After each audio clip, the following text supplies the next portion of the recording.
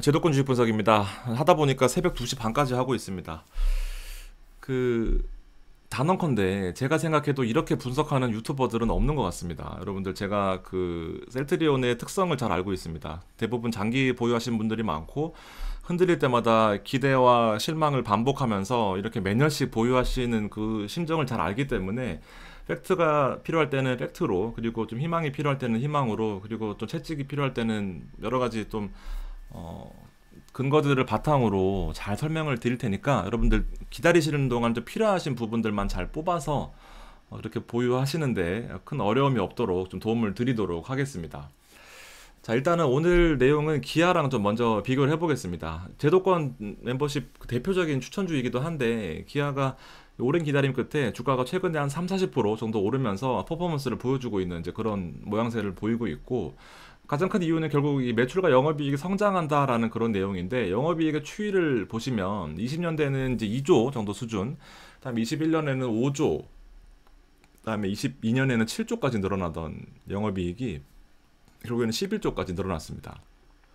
매년 가파른 성장을 함에도 불구하고 주가는 사실상 크게 오르지 못했었거든요. 그러다가 드디어 긴 오랜 기다림 끝에 주가가 이제 한 번에 이렇게 올라가는 모습 보였습니다. 이거 여러분들 진짜 기다리기 힘들었을 거고, 추천주 제가 12월에 복귀하면서 이렇게 움직이다가 결국 빠지기까지 했었어요. 지금 올라놓고 보면은 그렇지만 사실 이거 버티기 힘들었을 겁니다, 여러분들. 그러면서 좋은 결과가 있었고, 결국 실적으로 나오는 이제 기아도 여러 가지 도전을 많이 했거든요. 이제 전기차가 대세일 때도 하이브리드, 그다음에 뭐 전기차 테슬라가 시장을 먹을 때도 하이브리드에 집중했던 결과가 결국에는 지금 실적과 퍼포먼스로 나타나고 있고, 그리고 주가가 오르지만 다시 떨어지지 않는 이제 그런 모습을 보여주고 있는 상황이다라고 정리해 두시면 될 것 같습니다.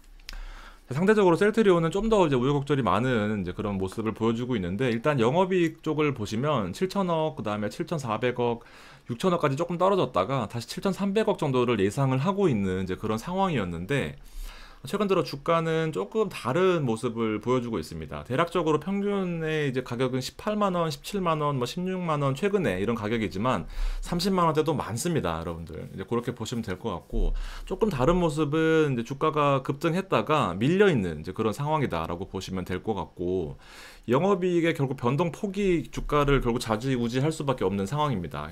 영업이익의 예측치는 외국인들의 수급과 직접적으로 연관이 되는데, 약 2천억 정도의, 2천억까지는 안 되고 한 1,500억 이상의 영업이익, 4분기 영업이익을 예측했던 이제 그런 컨센서스에서 1,000억까지 떨어지더니 결국 140억까지 영업이익이 떨어지는 이제 그런 상황을 맞이를 했습니다.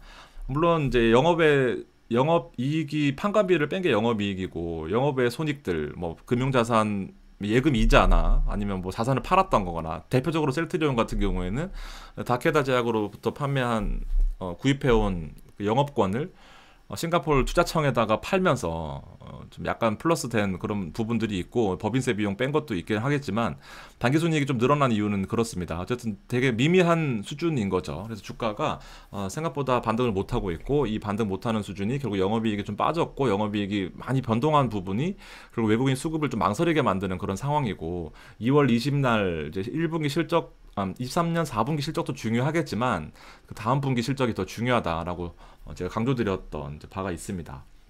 자, 물론 이제 주가가 실적으로만 움직이거나 뭐 그런 건 아니기 때문에 여러 가지 또 가능성을 좀 안 살펴볼 수가 없는데, 최근 트렌드 같은 경우에는 이제 주주가치 재고 가능성이 있죠. 쉽게 말해서 저 PBR 찾기, 저 PBR 살리기 해서 PBR이 낮았던 시가총액보다 뭐 자본 전체가 작은 종목에 대해서는 어떻게든지 주가를 끌어올려라. 주가를 그냥 니네들이 자사주 매입을 하던지, 아니면은 뭐 물건을 팔아서 뭐 실적을 늘려가지고 실제로 PBR을 낮추던지 돈을 빼 써라라는 부분이거든요. 그러니까 회사에 돈을 남두지 말고 어떻게든 써라라는 그런 내용인데, 셀트리온을 보시면 시가총액이 39조입니다. PBR을 구할 건데 39조고요. 자본 총계가 4조 4천억입니다. 그러면 결과적으로 시가총액보다 자기 자본 대비해서 8배나 많다라는 수준인데, 사실은 8배가 많다면 많고 적다면 적은데, 이제 중요한 것은 결국 이익잉여금입니다. 이익잉여금 여기 보시면은 이제 어, 꾸준하게 쌓이고 있어요. 어쨌든 실적을 계속 내고 있는 회사다 보니까 이익잉여금이 2조 4천억, 3조 4천억, 3조 9천억까지 이익잉여금이 쌓여있는 이제 그런 모습을 보여주고 있습니다. 23년 예상 기준으로요. 그러면 3조 9천억이라는 숫자는 결국에는 회사가 자사주를 매입하거나 우리 지난번에 했던 것처럼 자사주를 매입하거나 아니면 다른 이제 주주 가치를 높일 수 있는 결국에는 자사주 매입이나 시장에서 구주를 매입하거나 배당을 많이 늘리거나 이런 것들을 통해서 주가를 올릴 수 있는 그런 추가적인 검토가 가능한 수준이다라고 보여집니다. 왜냐하면 숫자가 생각보다 크거든요. 그러면 유보를 얼마나 해놨느냐 봤더니 자기 자본금 이제 유보율이라는 게 있잖아요. 대충 여러분 모르시더라도 유보를 얼마나 했냐라는 겁니다. 자기 자본 대비해서 자기 자본이 1,400억인데 유보를 5조나 해놨습니다. 그러면은 이제 꾸준히 늘려서 유보율이 3,400%인 겁니다. 실제로 이제 위에 보시면 여러 가지 비율들이 있는데 이것들을 많이 참고를 하거든요. 이제 우량주를 고르기 위해서는. 근데 부채 비율이 되게 낮아요. 꾸준하게 이제 영업을 잘 해온 그런 회사의 탄탄한 모습을 보여주고 있습니다. 유보율이 3,400%라는 것은 상대적으로 이제 기아와 비교를 해보겠습니다. 기아가 지금 대표적으로 저 PBR 찾기 현대차랑 이제 뭐 선두를 달리고 있는 그런 회사인데 유보율이 2,000%예요. 이제 우리 셀트리온은 3,400%인 거고요. 그래서 조만간 뭐 어떤 역할을 할 것으로 보입니다. 그래서 이런 부분들도 가능성이 있기 때문에 일단 첫 번째로 요렇게도 가능성이 있겠구나라고 생각하시면 될 것 같고요. 두 번째는 이제 실적을 좀 말씀드릴 겁니다. 본격적으로요.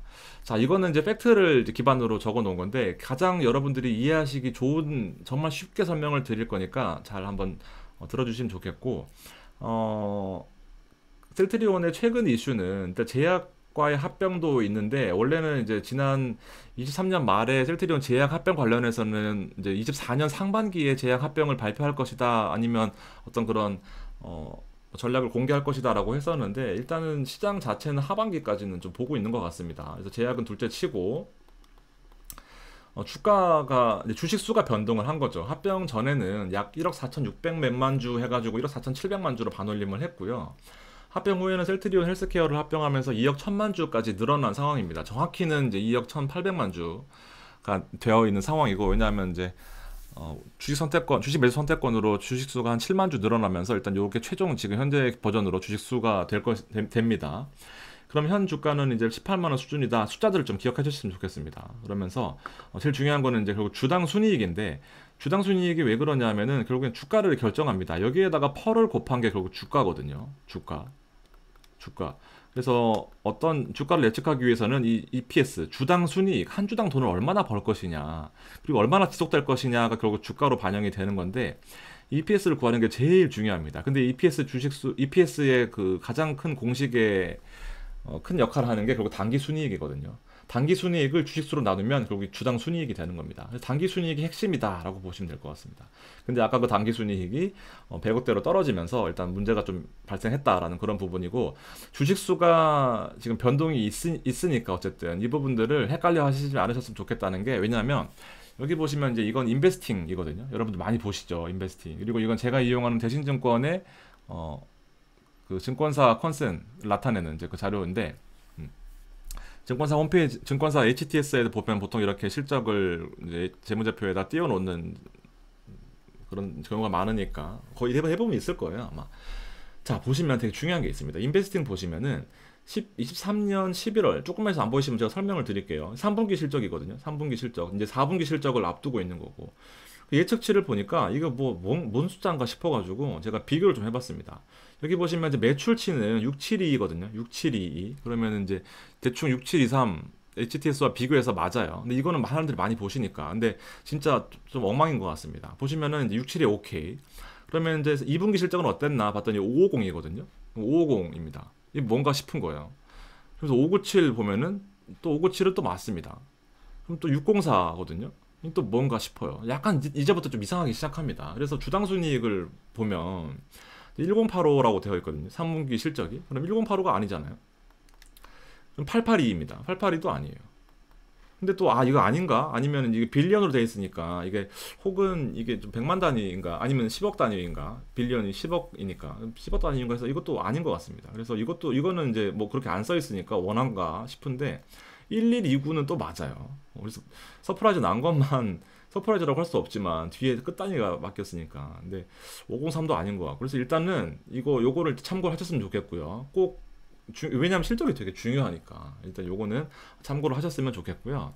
자, 그래서 증권사 HTS가 맞느냐를 좀 검증을 해봤습니다. 뭐 당연히 맞겠지만 당기순이익을 이제 주식수로 나누면 EPS다라고 말씀드렸습니다. EPS가 주당 순이익이고요. 그러면 이제 1515가 맞는지를 봐야 되는 거죠. 왜냐하면 1515라는 것은 여기 쭉 보시면 1515 한 주당 순이익이 1,500원 정도 발생한다. 분기별로요. 그러면 212가 단기 순이익인데 단기 순이익 212를 나누게 되면 이제 1.46 꼭꼭꼭 나옵니다. 이렇게 보시면 이제 211 1515 나누면 1.46 맞죠. 원래 합병 전에 셀트리온의 주식수는 1억 4,600만 주 수준이었으니까. 그래서 증권사 HTS를 좀 봐야 되겠구나라고 생각을 하고, 그래서 증권사 HTS에서 나오는 이 4분기 이 익스펙트 약간 이 기대치는 익스펙테이션 기대치는 매출이 많이 줄어들 것이고 영업이익도 많이 줄어들 것이고 당기순이익도 좀 줄어들 것이다라고 어느 정도 좀 신뢰도가 있는 이제 그런 부분을 나타낼 수가 있는 거죠. 영업이익률도 많이 줄었다라고 보여지네요. 이제 여기가 중요한 겁니다. 그래서 결국에는 그쵸. 이것도 검증을 또 역으로 해보면 공시된 사항인데 23년 이 4분 12월 말 기준으로 정기총회를 주총회를 할 건데 이때 주식수가 1억 4,600만 주다. 그래서 1억 4,600만 주, 4,600만 주가 맞구나. 증권사 HTS를 봐야 되고 인베스팅을 보고 주식을 함부로 예측하면 안 되겠구나라는 그런 결론에 이르게 되는 거고요. 그래서 인베스팅은 아닙니다. 그래서 역으로 봤을 때 212에서 1085가 나오려면은 1085가 나오려면 어떤 주식수를, 왜냐면 주식수가 여기에 들어가야 되니까 했더니 2.08입니다. 뭐 비슷하게 나올 것 같기도 한데 일단은 이제 요거는 참고만 하셨으면 좋겠습니다. 2.03은 일단 2억 1천만 주가 넘어야 되는 이제 그런 수준인데 일단 아닌 것 같다. 그리고 다른 것도 해봤을 때 아니었습니다. 이것 때문에 시간 되게 많이 걸렸어요. 하여튼 증권사 HTS나 다른 것들을 좀 봐야 되겠다. 참고로 이 컨센서스는 증권사 두세 개의 매출 혹은 영업이익 혹은 주당순이익을 이제 애널리스트들이 발표를 하면 거기에 평균치입니다. 한 군데 증권사만 보면 다를 수도 있지만 두세 군데가 합쳐져 있기 때문에 어느 정도 이제 평균 가격이다라고 보시면 됩니다. 실적이 일단 많이 줄어들 것이다라고 예측한 상태에서 18만 원대 주가니까 이것보다만 잘 나오면은 이제 주가는 올라갈 가능성이 크다라는 거죠. 그래서 매출이 2,948억 이상 나오면 좋은 거고요. 4분기 실적이 영업이익은 141억 혹은 당기순이익은 348억 이상만 나오면 현재 주가보다 높을 수 있다라는 부분입니다. 그래서 여기 보시면 이제 1671 그다음 1509, 212, 348까지 당기순이익을 제가 써놓은 거고요. 앞서 보셨다시피 약 7천억 수준의 평균적으로 3개년도에 7천억 정도의 영업이익이 꾸준히 나왔었지만 5천억대로 줄어들면서 지금 주가는 일단은 좀 저점을 형성하고 있는 그런 분위기다라고 보시면 될 것 같습니다. 그렇지만 현재 가격은요. 주당 순이익이 3,930원 정도 수준으로 나오거든요. 3,932원. 그러면은 이제 펄을 45배는 작년 확정된 재무제표 기준으로 45배 수준이었고 이제 53배는 요 퍼밴드거든요. 여러분들이 퍼밴드가 열이면 9은 이제 개인들이 그냥 간과하는 부분 중에 하나인데 여기 보시면은 지금 파란색 이 퍼밴드가 결국에는 주가가 얼마나 아시죠? 얼마나 고평가되어 있고 얼마나 저평가되어 있냐라는 건데 이 초록색, 이 파란색 지금 차트가 요 쭉 움직이고 있는데 요 보시면 초록색 부분에 붙어져 있는 거죠. 53배 수준입니다. 53배 현재로서는. 근데 이 쭉 이렇게 보시면은 이때는 몇 배였냐면요. 이때는 100배가 넘었었습니다. 그러니까 고평가되어 있던 게 결과적으로 저평가되면서 실질적으로 실적을 올리면서 펄을 낮춘 거예요. 펄을 낮춘 겁니다. 그러니까 고평가되어 있었던 거죠. 이때는. 그렇지만 지금은 저평가되어 있다라고 보시면 될 것 같습니다. 왜냐하면 퍼가 반으로 줄었기 때문에. 그러니까 주당 순이익에다가 펄을 곱하잖아요. 근데 여기다가 이제 주당 순이익이 나오는 건데 펄을 엄청나게 많이 곱하는 거죠. 왜냐하면 주당 순이익은 별로 안 됐는데 퍼가 높아야지 주가를 이제 형성할 수 있잖아요.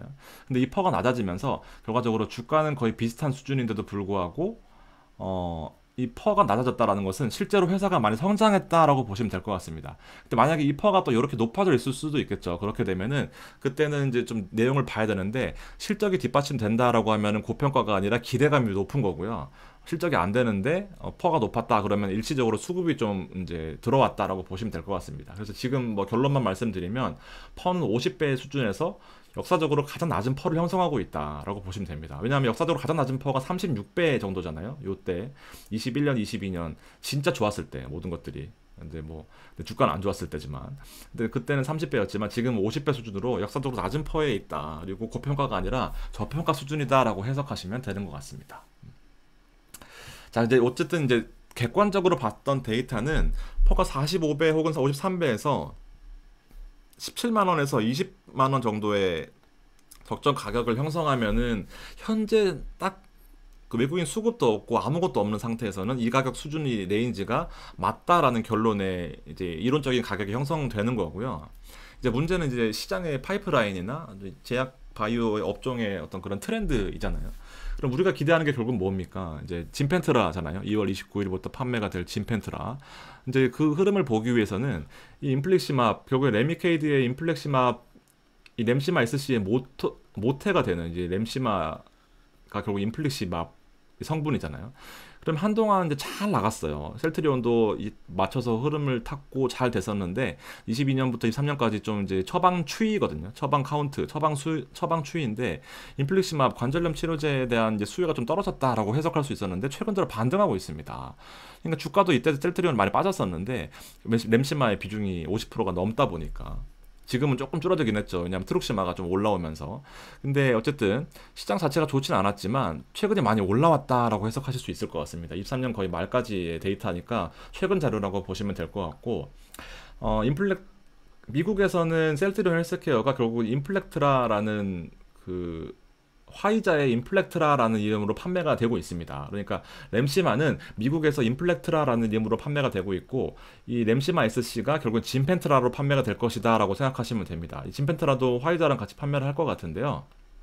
일단 이건 아직 안 나왔으니까 인플렉트라의 추이를 보면 이제 22년 4분기부터 23년 4분기까지의 이런 트렌드를 쭉 이렇게 시계열로 이렇게 보시면 될 것 같습니다.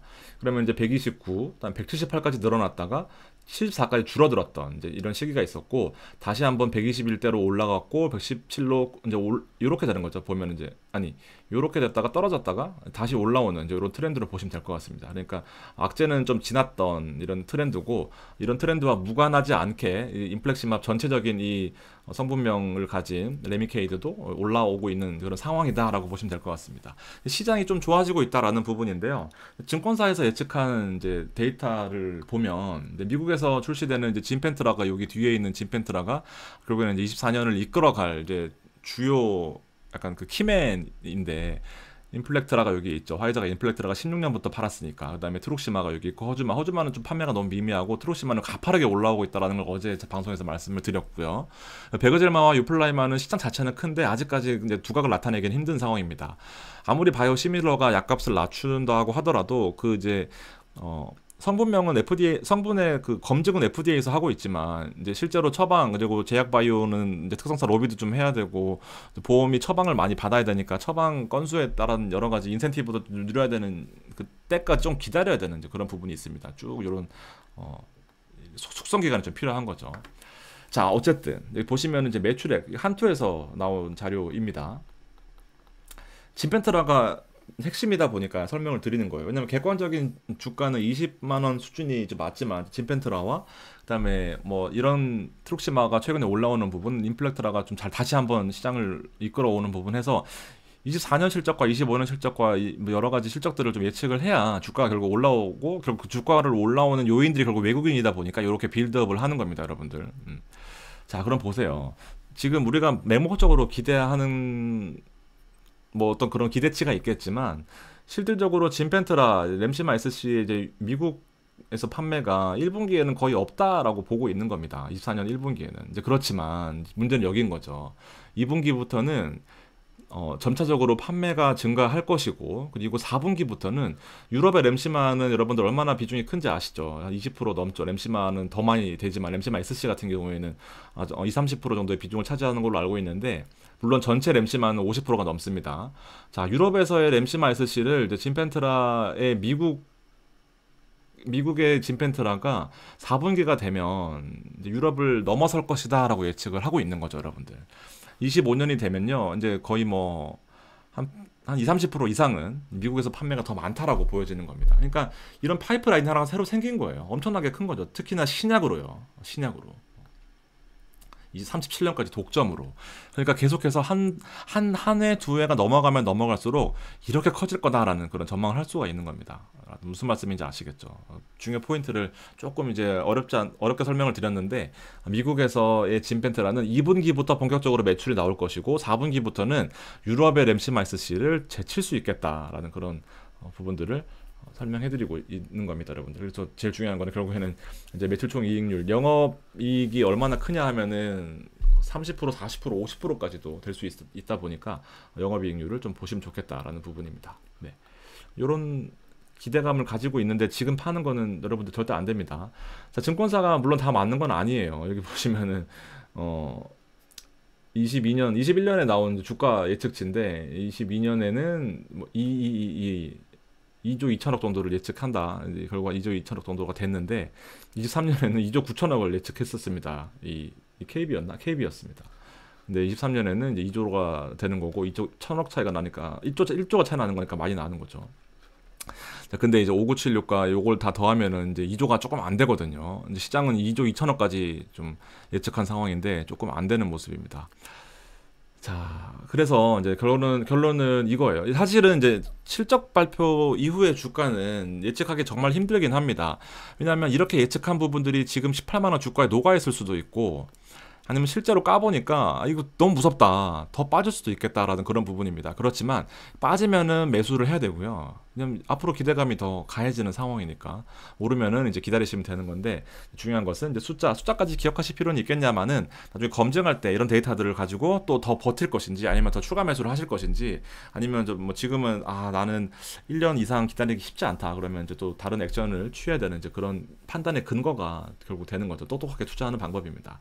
자, 결론 말씀드리겠습니다. 펀은 낮고요. 매출액은 이제 이렇게 이상은 나와야 주가에 좀 뻥튀기가 될 거고, 본격적으로 자기 자리를 차지해서 갈 것이다라고 생각하시면 될 것 같습니다. 자, 셀트리온의 지금 이제 제가 기술적으로도 마지막으로 분석해드리면 요 사이가 움직일 가능성이 크고, 29일날 짐펜트라가 나오면서 일단은 기대치는 좀 확실히 커질 거예요. 시장 뉴스도 나올 거고, 아무래도 램시마이스씨가 짐펜트라라는 이름으로 미국에서 처음 팔리는 신약이 아니라 유럽에서 이미 검증을 받았기 때문에 생각보다 빠른 추이로 올라올 수도 있다라는 부분들을 좀 강조를 드리고 싶고, 팩트는 여러 가지 이제 있겠지만 이런 부분들을 저와 같이 한번 이제 중간중간 점검해가면서 이제 그렇게 하시면 될 것 같습니다, 여러분들. 네, 3시가 다 됐네요. 일단 여러 가지 좋은 자료들을 바탕으로 계속해서 업데이트를 해드릴 테니까 힘드실 때마다 방송 찾아오셔가지고 이런저런 내용들 좀 보시면 좋겠습니다, 여러분들. 주말, 남은 주말 잘 보내시고 또 찾아오도록 하겠습니다. 감사합니다.